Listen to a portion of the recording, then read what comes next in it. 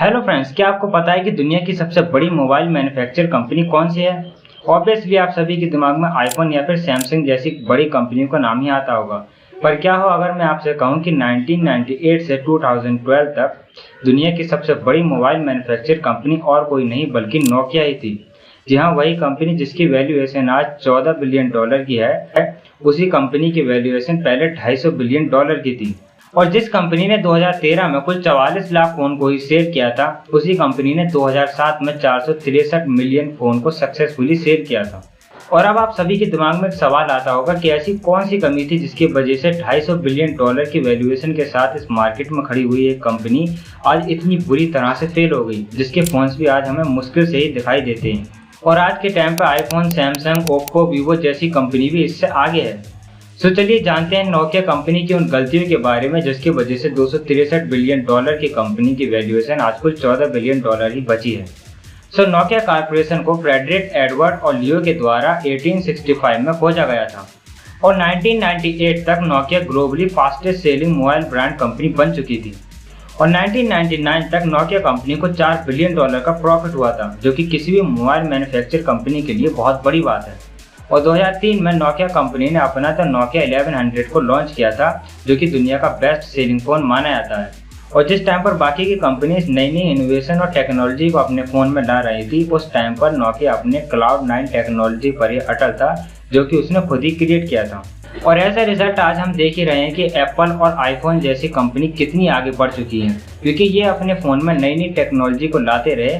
जैसे आईफोन की अगर हम बात करें तो 2018 में $1 ट्रिलियन की वैल्यूएशन के साथ मार्केट में खड़ी थी और 2020 में ये बढ़कर $2 ट्रिलियन बन गई।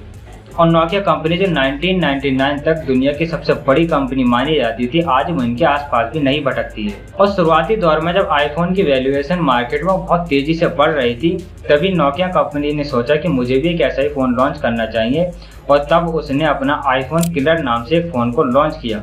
और यहीं पर उसने सबसे बड़ी गलती की थी, क्योंकि आईफोन किलर मार्केट में बुरी तरह से फ्लॉप हो गया और आईफोन और सैमसंग जैसी छोटी कंपनी को मौका मिल गया अपने इस मार्केट में कदम जमाने का।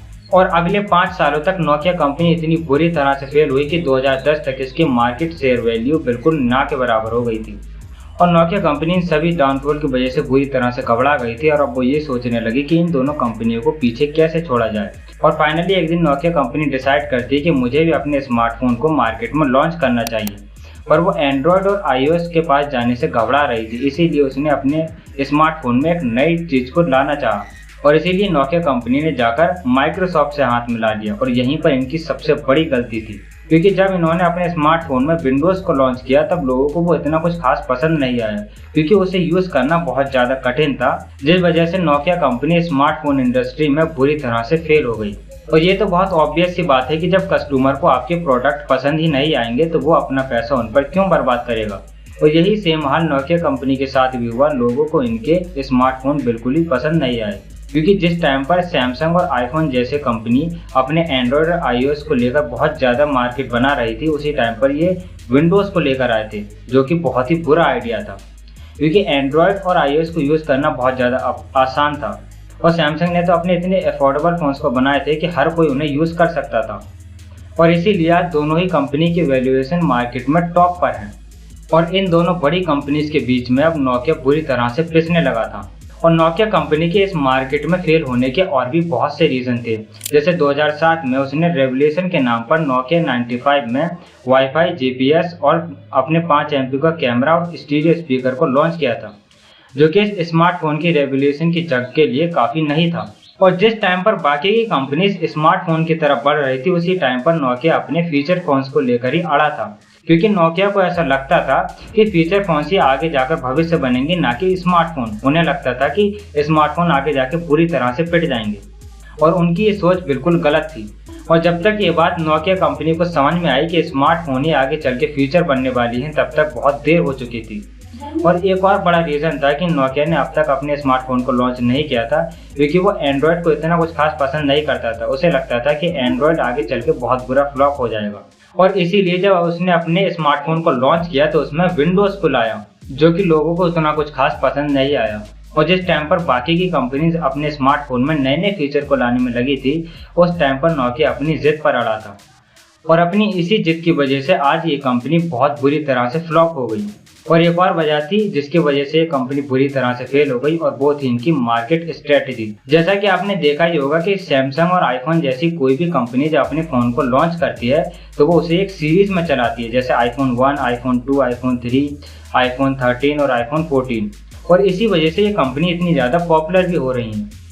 और उसी टाइम पर नोकिया कंपनी क्या करती थी कि जब भी इसे कोई फ़ोन लॉन्च करना होता था तो ये उसे एक अलग नाम और एक नए मॉडल के साथ लॉन्च करती थी, और इसी में लोग कंफ्यूज हो जाते थे कि कौन सा फीचर किस फ़ोन में लॉन्च हुआ है।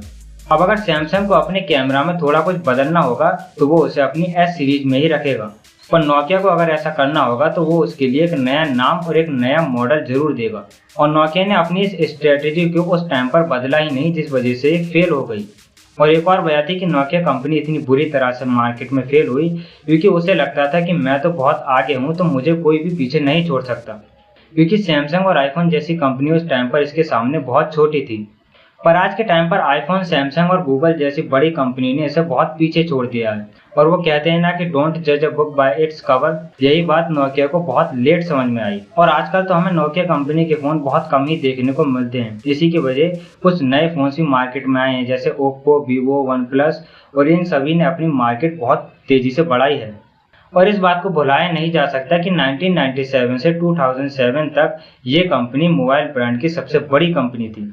और नोकिया के फेल होने का सबसे बड़ा कारण बताया जाता है उसकी ये जिद। उसे लगता था कि फीचर फोन ही आने वाला भविष्य है, पर ऐसा नहीं था, और वो अपनी जिद की वजह से ही इस मार्केट में बुरी तरह से फेल हो गया। और नोकिया कंपनी के इस मार्केट में फेल होने के और भी बहुत से रीजंस हैं, पर ये कुछ मेजर रीजन थे जो मैंने अभी आपको बताए। और इससे हम ये सीख सकते हैं कि हमें टाइम के हिसाब से अपने आप को बदलते रहना चाहिए। तो यही थी हमारी वीडियो, मिलते हैं नेक्स्ट वीडियो में।